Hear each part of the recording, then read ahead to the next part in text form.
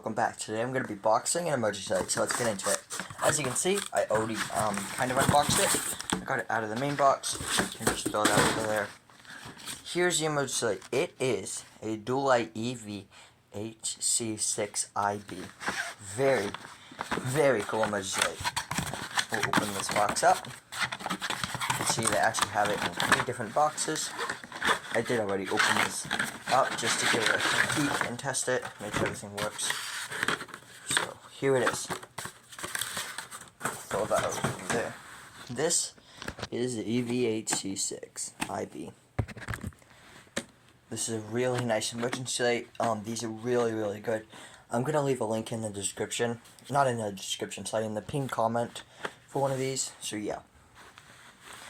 Now I'm sure we all want to see it in action. So yeah, let's go over that. Let's go over the emergency light. On the back, you can see it had knockouts, and I knocked them all out.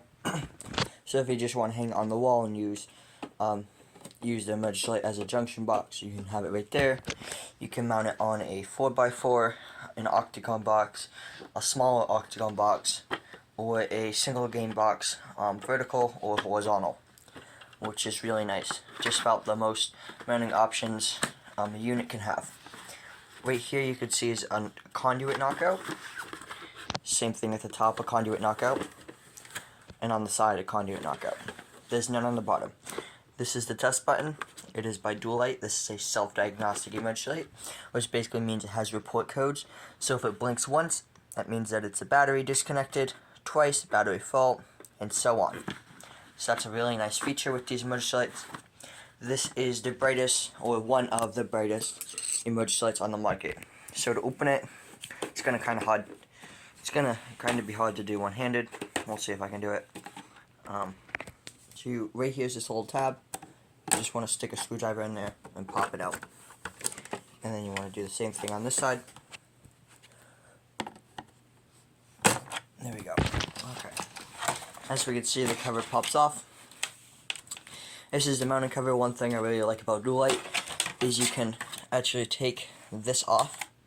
So just like this. Go ahead and mount your thing. If you want, you can have your conduit. This is for 1/2-inch conduit. Mount that right on the wall or the back box, and then connect these right up to there. So this is the internals of it. That's the battery. This is the circuitry. That's the transformer. I like how all this is protected. That's protected by plastic, so you can't accidentally really. I suppose maybe you could. No, you can't. It's all safe, so you can't like fiddle around and get shocked or mess with anything. So another thing I like about Dual Light is other more normal emergency lights that aren't made by Dual Light usually have 3 wires: a white common, a black 120, a red 277. This one just has 2. Sorry, my finger's in the way. So this one just has 2. You have your hot. So you have your white, your neutral, and then your black, your hot. I believe that this can be used on 120 or 277, as far as I know. So you don't have a 3rd wire, which is nice. Because then you have to cap that off, and it's useless, and it's just, I don't know. So here's a sticker. Pause if you want to read it. That's the battery. That's the transformer. That's the self-diagnostic circuitry, I believe. So yeah, really nice. These heads are not the best adjustability, but for large spaces, that's all you really need. But you can't aim it directly down, like on some emergency lights. I'll just grab this one for an example. You can aim it almost directly down. That one, maybe the same, but you still can't aim it directly down. Actually, I'll get a better example. This unit. I suppose I'm just proving myself wrong. So yeah, basically that's, I suppose, the standard for emergency lights down. You can see how this one goes down a little bit more than that one, comes out a little bit more. But that's okay. It's really not that necessary, especially just because of the fact that it's used in large spaces. So you're more than likely going to have some sort of adjustment like that. They're pretty. My dad thinks that they're hard to adjust. I don't think that they're that hard to adjust, especially when they're on the wall. If you mount this on the ceiling, you can have a little, like if you mount this on the ceiling like that. You can see you have one head that way, another head that way, so like on a hallway, a long hallway, that'd be nice. Or if you're mounting it on a hallway, like on the wall, something like that might work. So yeah, really nice bridge slate. And now, I'm sure we all want to see it in action. So I'm going to be using this extension cord and show you how I wire it up. This unit doesn't have a ground because it's all plastic construction. And this is not really the ideal setup, but we have a brown, which is a hot, a blue, which is unusual. That's just UK colors, or German, or whatever, I don't know. So, yeah, basically, I'll see if I can prop you guys up on something. Maybe we'll try this box. I'm not too sure on how good this would work. Alright, you can kind of see. So we have, we'll just pretend that this one is a hut, which it is. You just want to put the wires together. They don't give you wire nuts, which is nice because most emergency lights give you cheap. Well, I don't know if it's nice or not, but most emergency lights just give you cheap wire nuts that usually don't work that good. So you can see these ones are just cheap. So yeah, and a lot of people just throw the wire nuts out just because they're really not that good.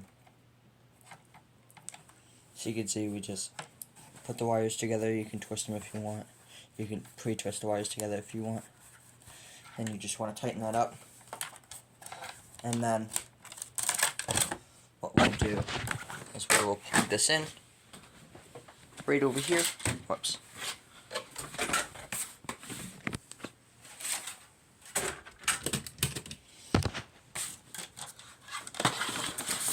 I'll throw those right there.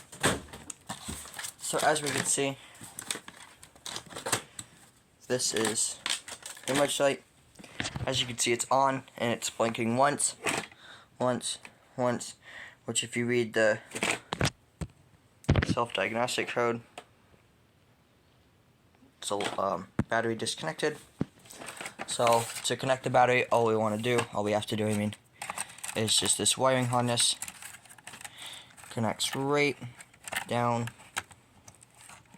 right there. I don't know if you can see that. There we go. Now the battery is connected. Now the battery is most likely going to have to charge if you're just getting it from the factory, but because I already previously had this installed, it's already pre-charged up. So now we will give it a test. 3, 2, 1. Now it's very hard to see just how bright these lights really are, but they are extremely bright. So you can see, without it, with it, it's just a really bright emergency light. Definitely the best on the market by far.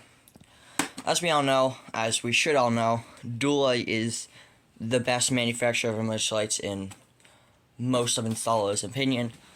Other people will say it's like Lithonia lighting, but in my opinion, definitely Dual-Light. So yeah, this is a really great emergency light. Again, link in the description. These are really expensive, but places that you'd want these is in warehouses. This one's black, so black emergency lights are not that common. Maybe in movie theaters, because you know how movie theaters usually the walls are like black. So yeah, this would be like a really good emergency light for movie theaters because the ceilings are high and the aesthetic of the walls are black. You can see it just went off. So give it another test and we will unplug it. You can see it does the same thing. Now one thing that I do like about Dual-Light is how the emergency lights fade. They fade on and they fade off, which is really nice. So yeah, that's just about gonna do it for this video. Now, if you watch my exercise around the house video, let me know where you want this. Basement, living room, blue wall, kitchen. I don't know. Probably in the basement. Yeah. So anyway, leave a comment. First comment that I like on where this is gonna go, I'll pin it and I'll put it there. So yeah, anyway, thank you for watching. Have a good day. Bye bye everyone.